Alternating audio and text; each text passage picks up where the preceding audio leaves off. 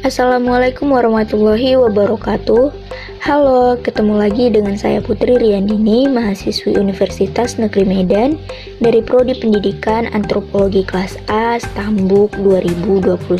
Di video kali ini saya akan membahas tentang makna di balik janur kuning pernikahan pada etnis Jawa.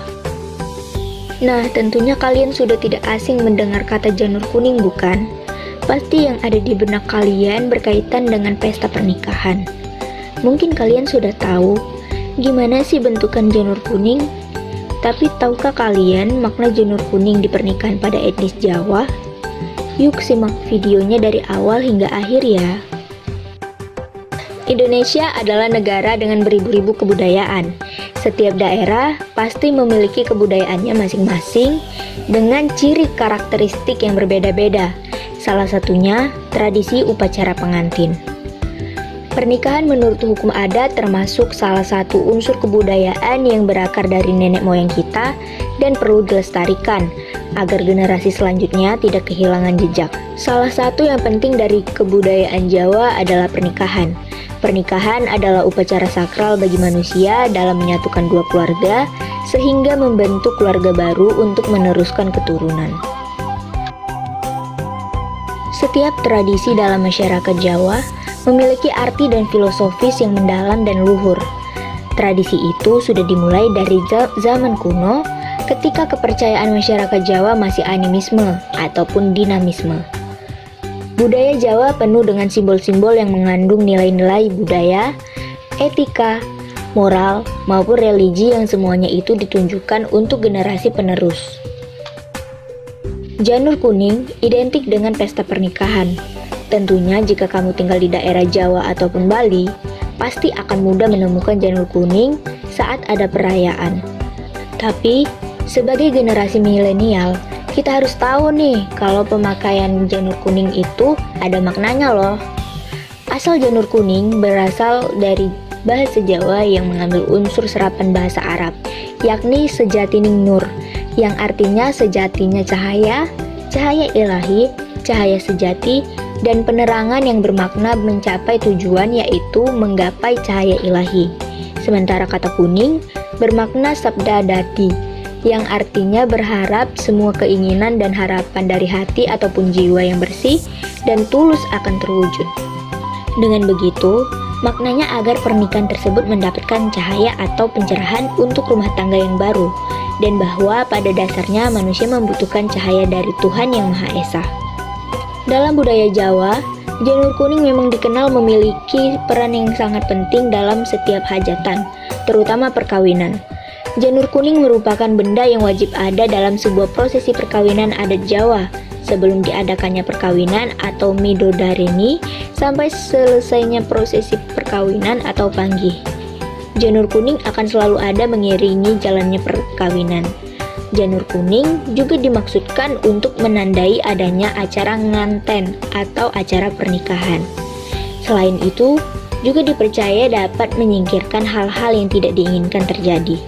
Janur kuning merupakan daun kelapa muda yang berwarna kuning dan dapat dibentuk sedemikian rupa.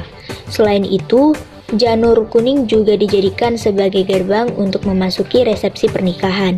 Janur kuning dalam tradisi Jawa dianggap sebagai simbol kebahagiaan dan diolah menjadi beragam bentuk dan fungsi.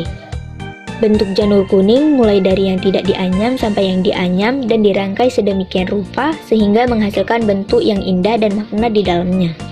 Selain dibentuk bulat semacam bokor dan umbul-umbul yang berfungsi sebagai penanda ataupun penunjuk, nah, janur kuning juga dirangkai menjadi kembar mayang yang biasanya dijadikan sepasang hiasan dekoratif yang dipajang di pelaminan. Hiasan dekoratif ini pun menjadi simbol penyatuan dua individu dalam kehidupan rumah tangga yang baru. Sementara warna keputih-putihan pada janur merupakan simbol doa agar cinta dan kasih sayang di antara mempelai selalu mudah laksana janur. Namun, sayangnya pengetahuan generasi muda terhadap pemaknaan setiap simbol tradisi yang ada pada etnis Jawa sangatlah minim. Semenjak masuknya kebudayaan asing, kondisi generasi muda bangsa Indonesia semakin jarang ada yang tertarik pada kebudayaan daerahnya sendiri. Mereka lebih menyukai kebudayaan modern di era globalisasi ini.